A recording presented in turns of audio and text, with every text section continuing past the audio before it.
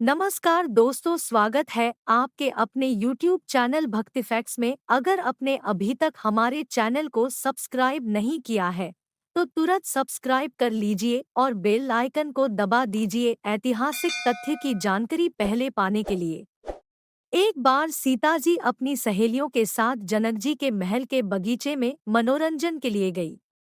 वहां पर एक वृक्ष पर उन्होंने तोते के एक जोड़े को देखा। दोनों आपस में बातें कर रहे थे।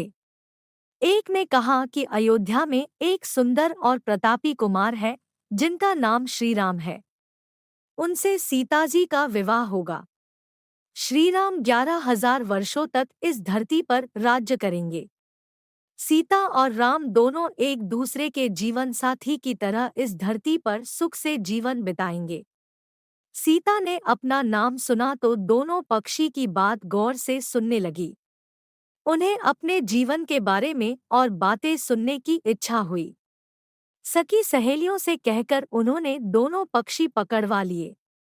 सीता ने उन्हें प्यार से सहलाया और कहा, भय मत करो, तुम बड़ी अच्छी बातें करते हो। यह बताओ, ये ज्ञान तुम्हें कहाँ से मिला? मुझसे डरने होने की जरूरत नहीं। दोनों का डर समाप्त हुआ। वे समझ गए कि यह स्वयं सीता है। दोनों ने बताया कि वाल्मीकि नाम के एक महर्षि हैं। वे उनके आश्रम में ही रहते हैं। वाल्मीकि रोज श्रीराम और सीता के जीवन की चर्चा करते हैं। उन्होंने वहीं यह सब सुना जो अब सब कंठस्थ हो गया है। सीता ने और पूछा तो तोते ने कहा, दशरथ पुत्र श्री राम शिव का धनुष भंग करेंगे और सीता उन्हें पति के रूप में स्वीकार करेंगी। तीनों लोकों में यह अद्भुत जोड़ी बनेगी। सीता पूछती जाती और तोता उसका उत्तर देते जाते। दोनों थक गए। उन्होंने सीता से कहा, यह कथा बहुत विस्तृत है, कई माह लगेंगे सुनाने में। दोनों उड़ने को तैयार हुए। यह देख सीता ने कहा, तुमने मेरे भावी पति के बारे में बताया। उनके बारे में बड़ी जिज्ञासा हुई है। जब तक श्रीराम आकर मेरा वरण नहीं करते मेरे महल में तुम आराम से रहकर सुख भोगो। तोती ने कहा, देवी हम वन के प्राणी हैं, पेड़ों पर रहते सर्वत्र विचरते हैं। मैं गर्भवती हूँ, मुझे घोंसले में जाकर अपने बच्चों को जन्म देना है।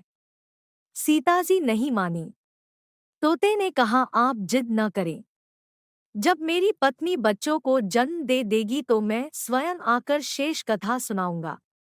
अभी तो हमें जाने दे। सीता ने कहा, ऐसा है तो तुम चले जाओ, लेकिन तुम्हारी पत्नी यही रहेगी। मैं इसे कष्ट न होने दूंगी। तोते को पत्नी से बड़ा प्रेम था। वह अकेला जाने को तैयार न था। जब तोते को लगा कि वह सीता के चंगुल से मुक्त नहीं हो सकता तो विलाप करने लगा। मुनियों ने सत्य कहा है, मौन रहना चाहिए।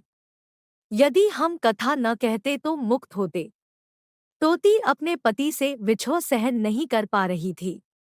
उसने सीता को कहा, आप मुझे पति से अलग न करें, मैं आपको शाप दे दूंगी। सीता हंसने लगी। उन्होंने कहा, शाप देना है तो दे दो। राजकुमारी को पक्षी के शाप से क्या बिगड़ेगा। तोती ने शाप दिया, एक गर्भवती को जिस तरह तुम उसके पति से दूर कर रही हो उसी तरह तुम जब गर्भवती रहोगी तो तुम्हें पति का बिछोह सहना पड़ेगा। शाप देकर तोती ने प्राण त्याग दिए। पत्नी को मरता देख तोता क्रोध में बोला, अपनी पत्नी के वचन सत्य करने के लिए मैं ईश्वर को प्रसन्न कर श्रीराम के नगर में जन्म लूंगा और अपनी पत्नी का शाप सत्य कराने का माध्यम बनूंगा।